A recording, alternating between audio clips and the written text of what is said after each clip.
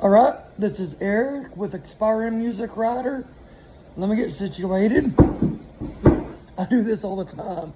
Anyways, tonight, this video, I've already got 2 videos on the way.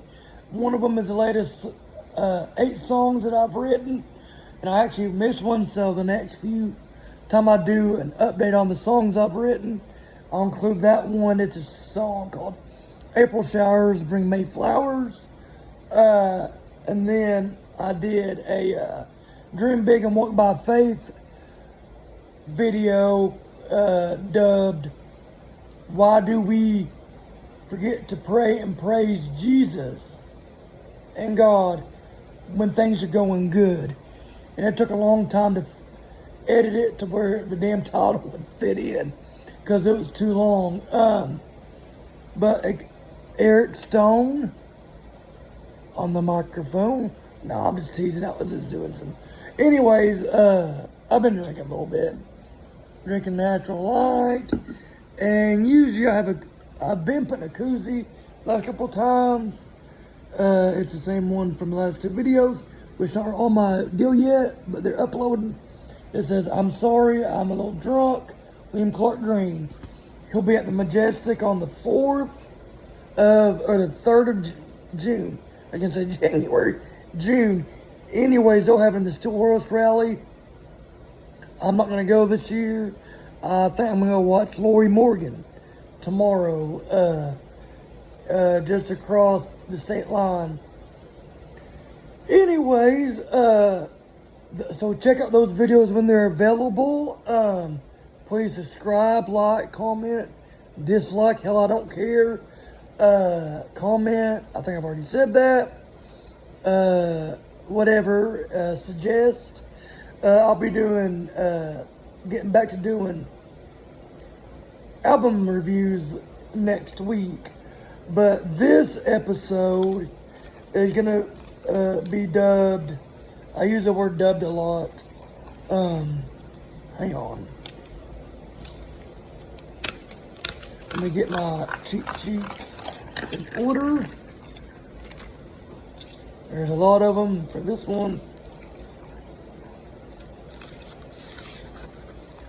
There we go.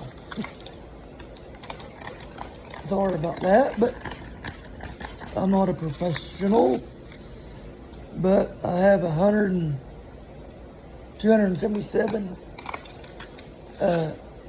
subscribers. And I'd like to get to 300 before the end of the year. Anyways, I got cheat sheets. Sorry, I wasn't prepared. Oops. Anyways, this video is about it's gonna be dubbed Remembering George Jones. George Jones is probably considered the greatest country singer of all time. He's not the king of country. That would be George Strait. But I was lucky enough to see him a few months before he passed away in 2013. What happened was, and Mimi tells my grandma, she's passed away now, but I call her Mimi. We all called her Mimi. But she was my dad's mother. And she says I never didn't know who George Jones was. And she bought me tickets with some other people in my family and a family friend. But what the real story, or my story is, she said that I didn't know who George Jones was, but she knew I liked country music. Which was really not the truth, because I knew who George Jones was. I wasn't as familiar with him back then, because I was more into Red Dirt and other country artists. I was more into Willie Nelson and Merle Haggard back then.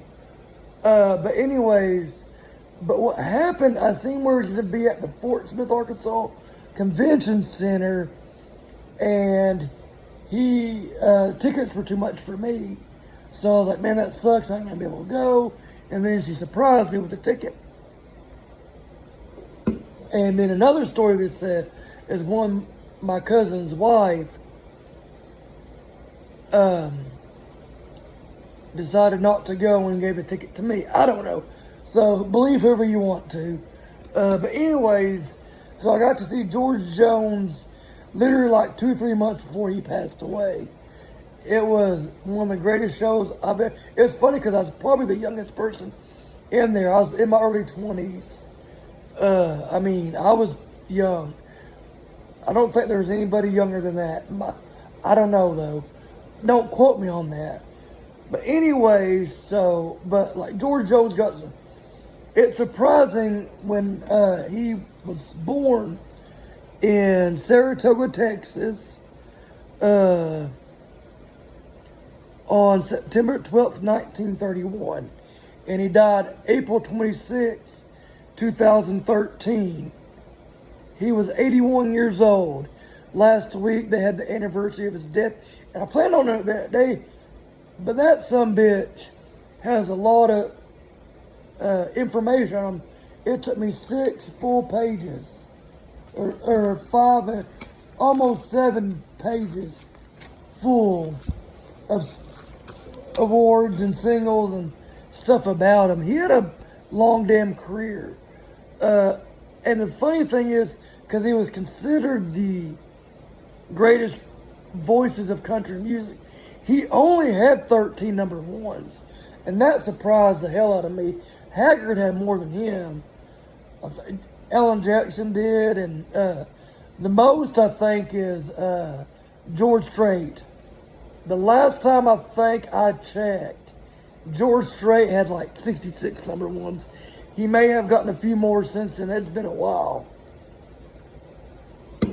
But and one thing people say about him is no matter how fucked up his life got, you know, how bad his drinking or with the nose candy, cocaine, it was still true blue honky tonk country, sad country music. You know, wasn't on that pop shit. And the funny thing is, when I was a kid, or let's say teenager, you know, like I'd say 95 is when it kind of started going pop when I was alive. You know, I think it goes pop every now and then. And honestly, I didn't think it'd get any worse than 95. And then Florida Georgia Line came along, and I'm like, holy shit. Anyways, but it was on a steady decline in 95. You still had like Tracy Lawrence and Rick Trevino and George Strait, Toby Keith, but Toby Keith kind of went pop too, you know, and it was getting more pop, you know, of course, you know, like Dixie Chicks for country pop. Shania Twain was a great artist, but she wasn't true country, you know, and it didn't bother me, but it didn't bother me now because I love Shania Twain. But now that I research it all the time, she was a country pop artist. And the funny thing is, I struggle with this myself, that I say I hate country pop or that country hip hop or whatever, tractor rap, whatever you want to call it. But I think it just depends on how they deliver it. I do not like Florida Georgia Line once a bit. I'm not that big on Blake Shelton and his stuff. I love his other stuff. My favorite Blake Shelton song is one that wasn't even a single. It was a song, I can't remember what album it was. What album it's on. It's called Playboys of the Southwestern Frontier. But that red neck shit, no thank you. Anyways, we'll get back to George Jones. He was born, he was 81 years old. He was married 4 times. The most famous was Tammy Wynette. And his monikers he went by and stuff like that, as known as, AKA, this one I didn't know was King Jones. I've never heard of that until I started researching this. Another one was Thumper Jones. I've never heard of that either. But we'll get into how he got that here in a minute. Of course, the possum. We'll get into here how he got up. I'll get into how he got that one too. And No Show Jones. That one's kind of self-explanatory. He was influenced by Roy Acuff and Bill Monroe. His vocal style was influenced by Hank Williams Sr. and Lefty Frizzell. And he heard country music for the first time at age 7, given his first guitar at 9.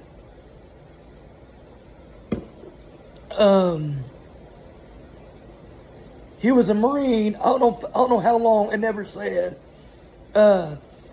His first hit, which launched his career, I don't think it went, but it got it started, was White Lightning, beer drinking song written by J.P. Richards, or also known as the Big Bopper. Funny thing, it was in 1959, which I think I just said that. Funny thing is, when I was like, J.P. Richards, that name sounds damn familiar. I looked it up, I was like, oh, the Big Bopper, I should have known that. Duh, Eric. Anyways, he come from a musical family, religious family. They were Pentecostal. There's a lot of singers that come from religious families. Axl Rose, and I'm getting way off on George Jones. I think his dad was like a Pentecostal preacher. I never seen that. I was like, that's bullshit. And then I got to thinking, the way he performs and sings, he could have been, because they get real happy and stuff. But anyways, sorry about that. I get off track all the time. He got sober for good in the last time in 1999. And I'll go into more about that too. He loved the Grand Ole Opry. His dad was abusive. I think an alcoholic too.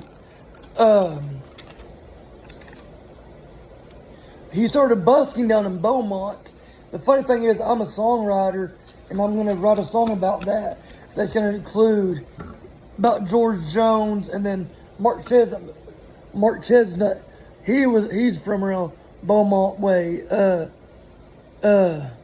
His first record was No Money in This Deal, 1954.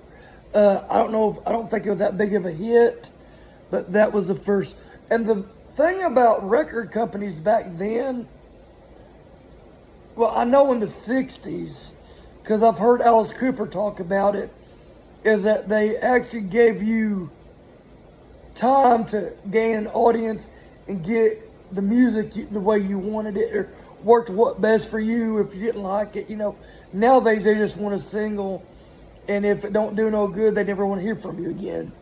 That's like Alice Cooper said, that there could be a lot of great rock bands out there, but they just won't give them the time of day.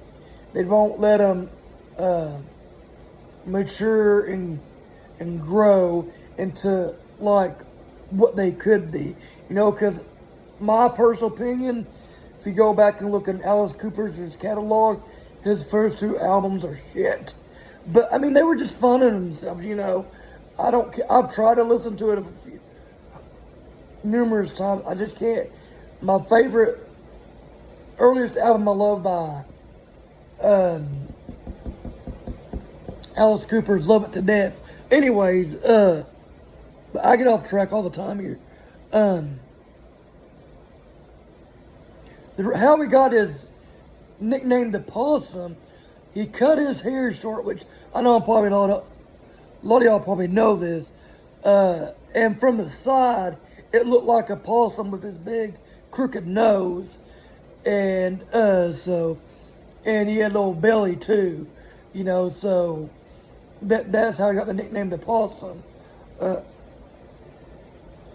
In 1955, he met and played with Johnny Cash and Elvis Presley, which Elvis tried to go into country music, and it just didn't work. So that's why he went into more rock. And to be completely honest, I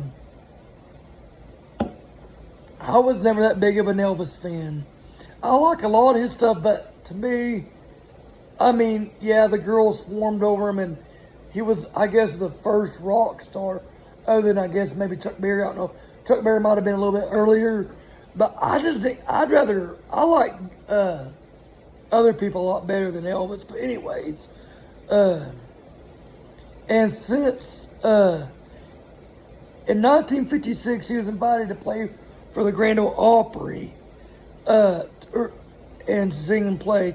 But because of how big Elvis was doing good in the rock and roll, or actually back then it'd be rockabilly, not really rock and roll, but rockabilly in Elvis's earliest days.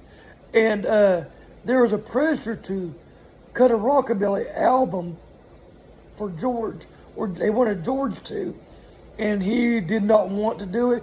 He regretted doing it. He didn't have no heart, and some say that he took all the records he made, or copies of that record, and used them as frisbees. But the two big hits he had, I don't know if they were actually big hits, but two most known songs from that album was Dadgummit, How Come It, and Rocket. And that's how he got the name Thumper Jones, and I think he just wanted him to shut up. The record label shut up because, yeah, I'll do it, just, but don't ever let me do it, and Mark Chesnutt kind of went. And that's what I liked about Mark Chesnutt. Mark Chesnutt's also true blue country, and honky tonk, and I remember one time back when you had the CDs, you didn't have Spotify and iTunes and the internet and YouTube and all that shit. You had to actually go out and find the music on CDs, and the only singles you heard before the album was on the radio, Anyways, but I remember going to a school function on the bus, and I had my iPod. Y'all remember those, the very first generation iPods? No, wait, let me take that back. It wasn't the iPod. It was a Discman.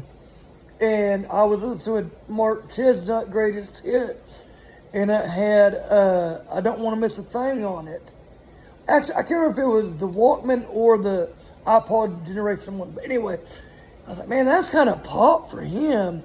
Because it's a rock. I guess it'd be rock. And not to bash Mark Chesnutt. I've seen him 3 times live. Awesome honky tonker country music, but he is just not a rock star. And I ended up reading later that he hated doing it, and he said he would never do it again. And I think a few years later, or maybe years later, they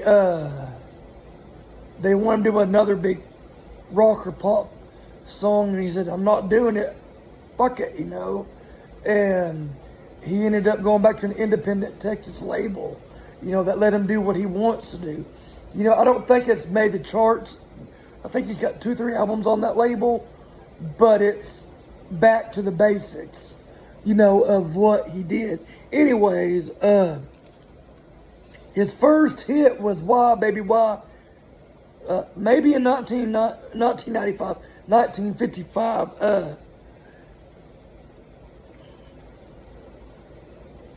In 1957, he moved to Mercury, and he did a duet with Jeanette Hicks called Yearning. It was a top 10 hit. And another song called Don't Stop the Music. Back then, I don't think they had full albums that much. I think it was just singles at first. Now, I don't know, don't quote me on that either. They had a side A and a side B. And then White Lightning came along. He was so drunk, it took him 80 different takes to record that the way they wanted it. Of course, he was a bad drunk, and he was addicted to the nose candy. At one time, as a songwriter, he wrote songs like Window Up Above. It was recorded, and then Mickey Gilley recorded his in 1975, Seasons of My Heart. And then Cash recorded, Hit Her, I don't know, I don't know how to read my writing. Maybe I was a little drunk when I did this, I don't know. But anyways, he had a Seasons of My Heart, which Mickey Gilley recorded. Just One More, Cash. And there's another song, I can't remember the song. I can't read the song, but it was recorded by Willie and Jerry Jess. Not Jerry Jeff Walker, Jerry Lee Lewis. I promise I'm not drunk, I just start over on my words a lot. And then in 1959, Stonewall Jackson recorded Live to Go, and it was number 5. Then Color of the Blues, I think, was an album that was recorded with the likes of Loretta Lynn and Elvis Costello. And then Tall, Tall Trees was co-written with Roger Miller, which I never knew that, but after reading that, I'm like, that makes a lot of sense. Roger Miller had them kind of quirky songs. And in 1962, he moved over to United Artists, and he recorded She Thinks I Still Care. And at that time, he had a deeper voice, and it was uniquely his. He wasn't influenced by Hank Williams and whoever else I said he was influenced by. But it was more his own voice in 1962.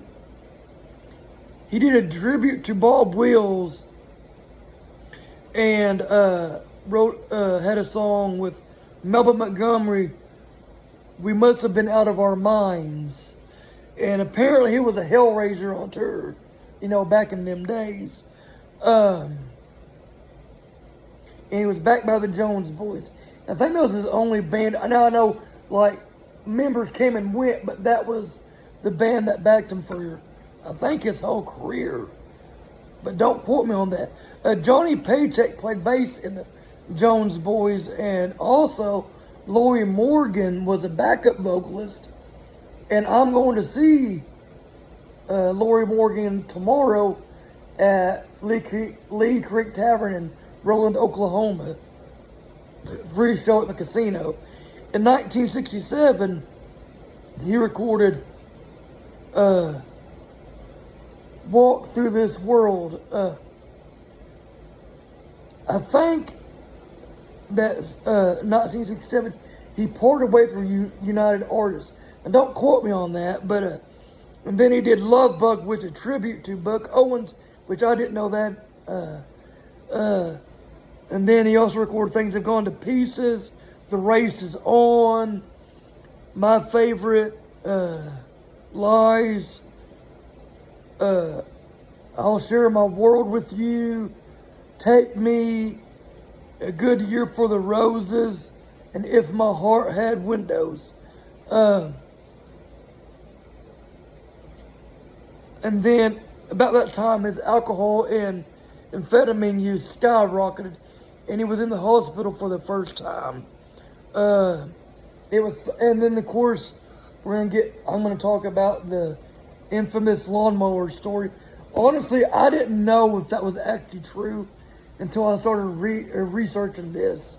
But what happened was, he got on when he was still married to Tammy Wynette.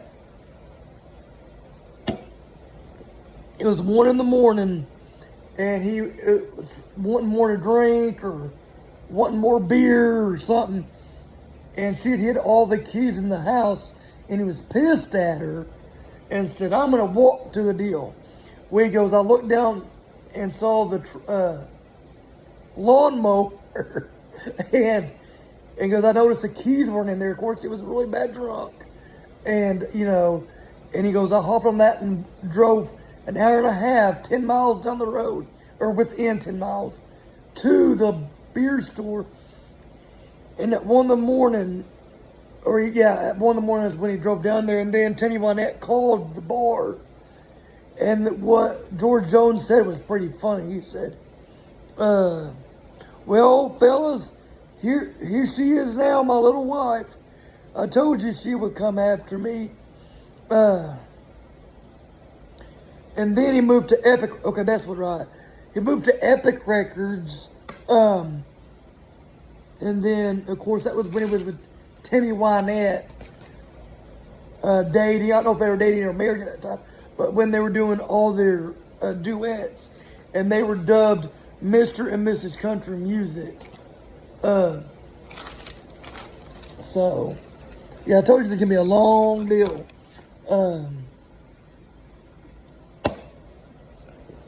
But anyways, some songs, duets they had were We're Gonna Hold On, Let's Build a World Together, Golden Ring, Near You, and We're Not the Jet Set. Honestly, I don't think I've ever heard that last song. In 1970, their only daughter, Georgetta Jones, was born.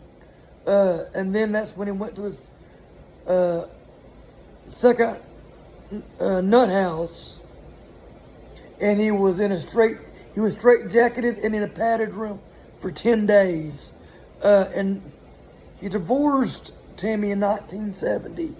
And they actually remained really good friends and tour partners up until her death. In 1980, he recorded with her again, Together Again, and Two-Story House.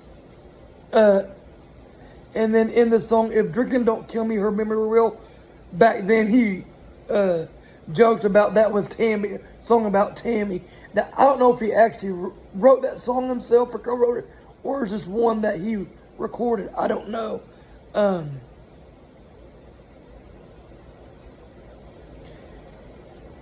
Tammy Wynette sadly passed away in 1998. In 1980, it was his big comeback year.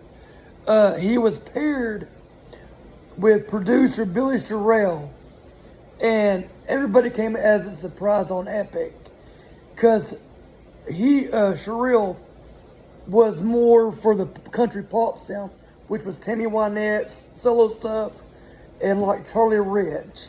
But it was also Billy's longest lasting music relationship was with George Jones.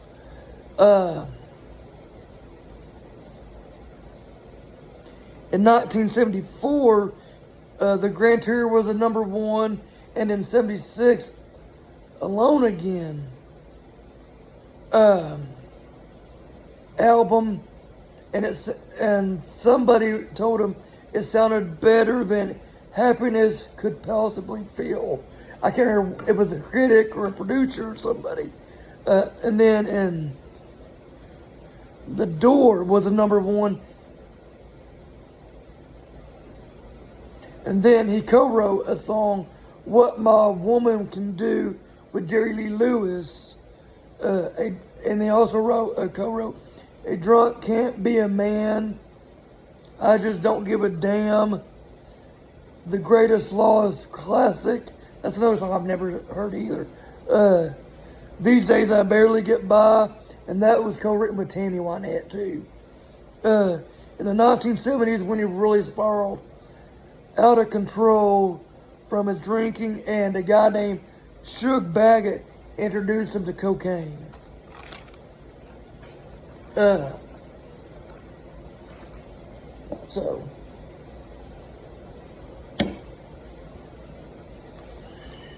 let's see. Like I said, he was real bad, probably high on cocaine and beer, alcohol. And one night he shot at a songwriter named Earl Montgomery after he told George that he'd found religion and quit drinking. He was penniless, and he depended on Waylon Jennings and Johnny Cash. And promoters started suing him because he wouldn't show up, and that's, No Show Jones. There's also a story of him, and I don't know how, I think it was Loretta Lynn that tells it, that he shot at somebody in his tour bus, but luckily he was a bad shot and just shot out some holes in the ceiling because they wouldn't let him drink. So how true that story is, I don't know, but probably come from Loretta Lynn, it's probably pretty damn true. Like I said, and he was way different when he was sober than when he was drunk. But in 1978, he owed Timmy Wynette $36,000 in child support payments, and he was $1 million in debt and filed for bankruptcy. He never took his career seriously for a long time, I don't think. When he would get drunk and incoherent, he dubbed himself the Duck or the Old Man. In February 9th of 1978, he was homeless, under 100 pounds, and was living off junk food.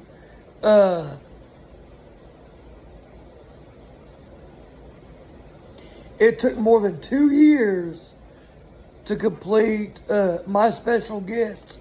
It was a duets album that featured Linda Ronstadt, Elvis Costello, Willie Nelson, among others. And then he went back to, I guess it'd be the third time he went to a nut house. Hillcrest, second time in Hillcrest Psychiatric Hospital in Birmingham, Alabama. After release, after he was released, he went and picked up a six-pack. Go figure. Like I said, he got sober for good in 1999, and we'll get into that later. So afterwards, or after that second stay in Hillcrest Psychiatric Hospital in Alabama, in 1976, he was invited to play at Willie Nelson's 4th of July picnic. He almost bolted because he felt out of place and figured no one would show up because, like I said, it was turning more country rock or pop, and I said in 1980 at his comeback, is when he started coming back, I should say.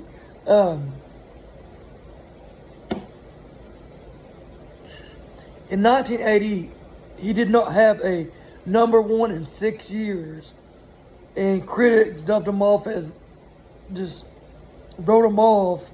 And this one, I don't need the notes for this. The first time, 1980 is when he heard He Stopped Loving Her Today, and it was written by Bobby Braddock and Carl Putnam, and he goes, I'll do the song, but it's not gonna go nowhere. He goes, it's too damn sad of a song. It goes, and later, on, he was like, boy, was I ever fucking wrong. He goes, because he really didn't think it would go nowhere, because I think it's either one of the saddest or dubbed the saddest country songs in country music history. Like I said, it shocked him. It spent 18 weeks at #1. One of the best country songs. But the funny thing is, I didn't know this either until I started researching it. Was because at first he refused to do it and he hated it. He would sing the melody to Chris Christopherson's Help Me Make It Through the Night, and Billy Sherrill would get pissed, because he goes, that's not how it goes. He goes, well, that's what I like it better. He goes, well, I'm sure you do, because it's Help Me Make It Through the Night's a damn good song, but this is He Stopped Loving Her Today. It's not Help Me Make It Through the Night. he was still drinking, and it took 18 months to record that song.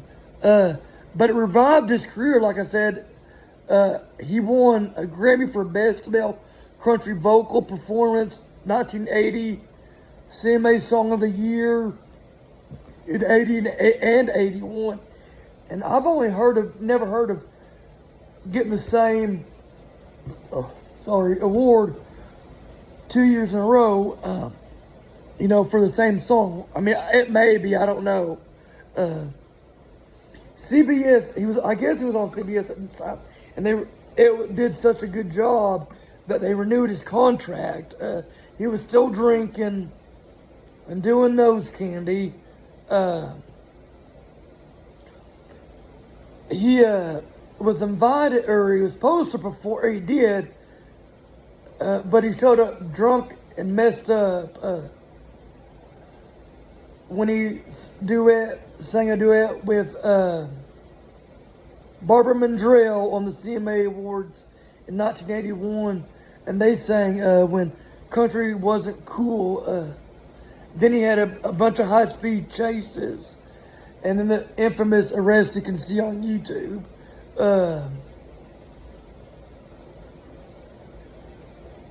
In 1982, he recorded A Taste of Yesterday's Wine with Merle Haggard, and he was so out of it that,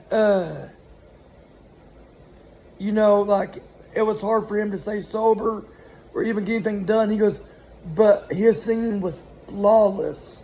It never screwed up his singing. But he was underweight too.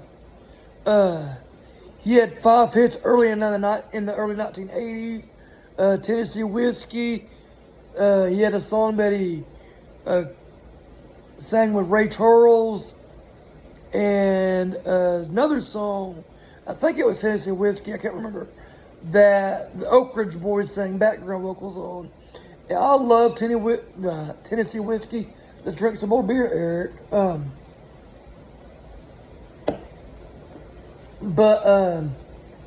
But Chris Stapleton has wore me out. Not really Chris Stapleton himself, but just they play that shit all the time. That damn song, I'm tired of it. It's a great song, but as much as I go and watch local bands and cover bands, that's one song they do a lot, and I just get tired of it. And the funny thing is, if you don't know this, when Chris Stapleton recorded it, he actually sang it to a different melody it was a blues Billie Holiday song. And, but that song's been recorded by a lot of people. George Jones, David Allen Coe,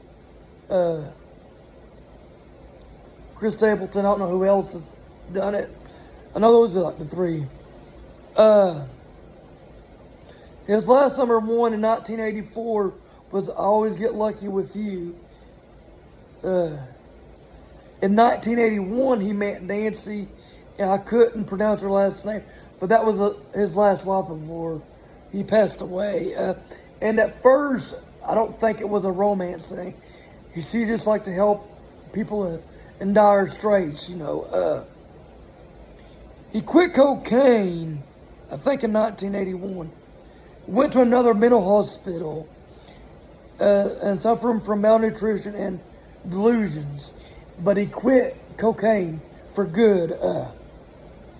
In March 1984, at 52, he performed sober for the very first time since the early 70s. So, he was on an upswing at that time.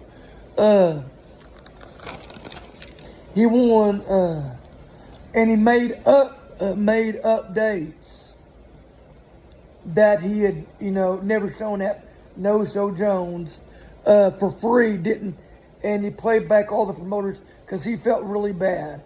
Like I said, when you're drinking and you're drunk all the time versus when you're sober or even on drugs or whatever, you're a different person, and he felt really bad fucking the promoters, you know, and them losing out all that money, you know. And but what the funny thing was, he opened up with No Show Jones, and that was co-written with a guy named Glenn Martin.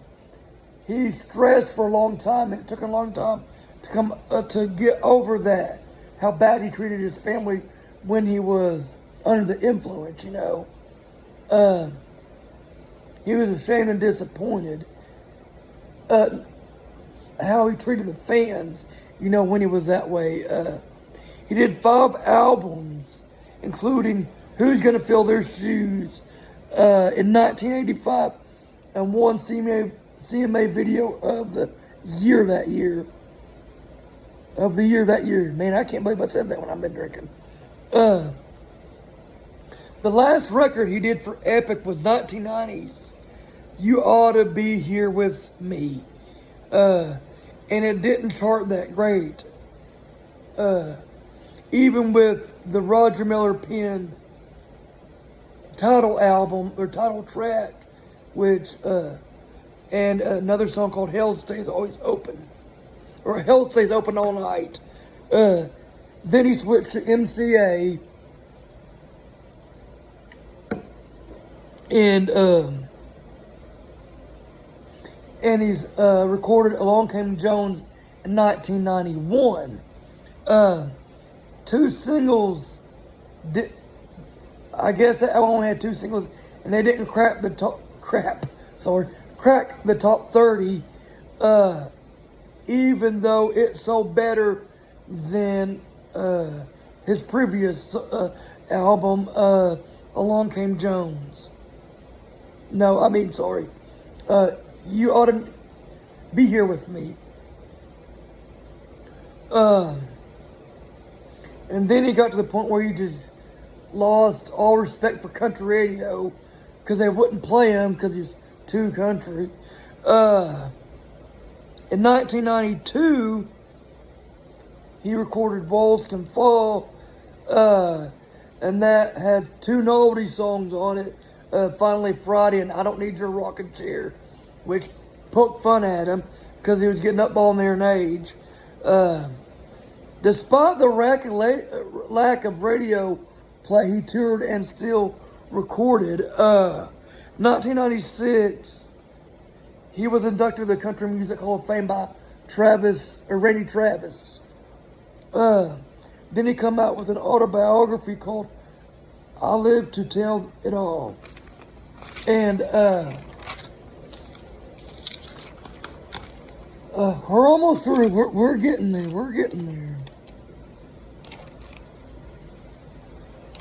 Okay, sorry. I can try the right one. And in his biography, he held no punches on how he felt about the direction of country music. If he could really just know what it is really like now, you know.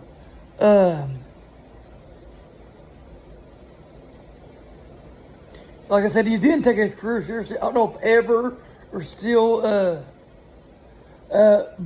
but he felt good because people like Garth Brooks, Randy Travis, Alan Jackson, Mark Chesnutt, and some other ones, you know, let him know that, hey, you're one of our biggest influences. And country music's not dead, it just can't be found on country radio. Like I've said, you know, it don't have to be good to be on radio, any type of radio. But anyways, he had a TV show, and it kicked off on February 17th, 1998. It had a bunch of guest stars. His first single in 1999 was Choices. It was on an album called The Cold Hard Truth. He won a Grammy for Best Male Vocal Performance for that song. And then what happened, I don't have to have the notes for this one either, is they called him up and said, hey, George, we want you to do this song on the whatever award show it was.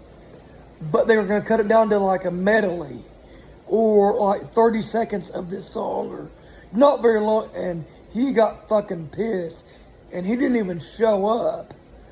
And then apparently he was watching the TV at the house, you know, and it pissed off Alan Jackson too. And I'm sure y'all have heard this story too, but I love this story and how Alan Jackson pretty much said, fuck you, you know. But he said it was bullshit that they, you know, shortened his time at the Ace, or whatever words it was, I can't remember.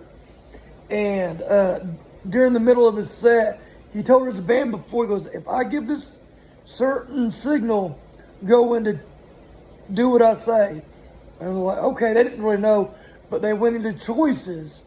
And you talk about that made the news, I think, you know, it was a big time on the news and, you know, all across the country, you know, because that was, I guess, a nice way of saying, fuck the industry, you know.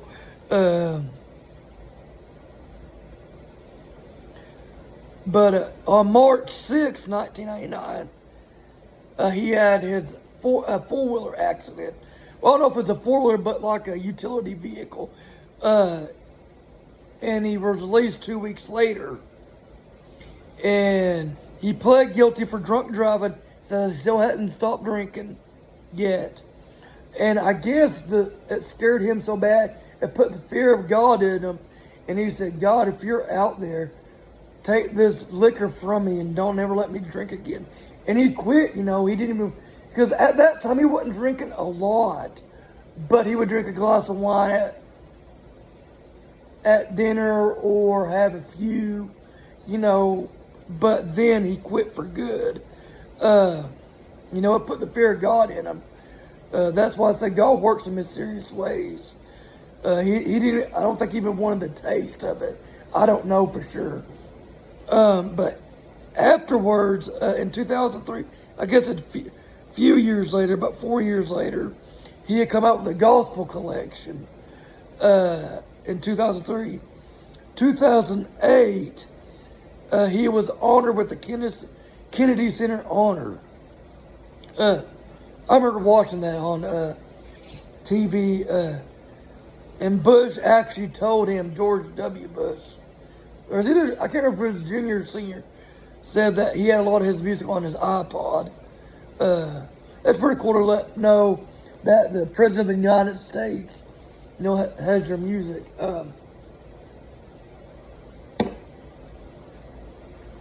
And Rolling Stone ranked him number 43 out of 100 greatest singers of all time. Final studio album was dubbed Hits I've Missed and One I Didn't, and he went back and re-recorded He Stopped Loving Her Today. And I think the song, I've never actually listened to that album that much, but I think it was a bunch of songs they thought they were going to be hits, or they figured would be hits, and he passed on years earlier. In 2012, they had, he won the Grammy Lifetime Achievement Award, and he deserved it. I mean, so. March 20th, he was hospitalized again, I think 2012, and he was checked out, was good. Then 2 months later in May, on May 21st, he went back in for, because he had an infection, and he was released 5 days later. August 14th, 2012, he had his final tour. So I get the hiccups. But on August 14th, 2012, he announced his final tour of the Grand Tour. It was a 60-day tour.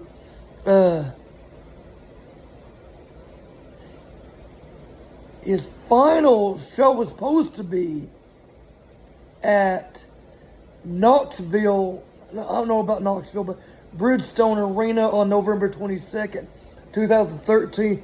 But he unfortunately died on the 26th of April.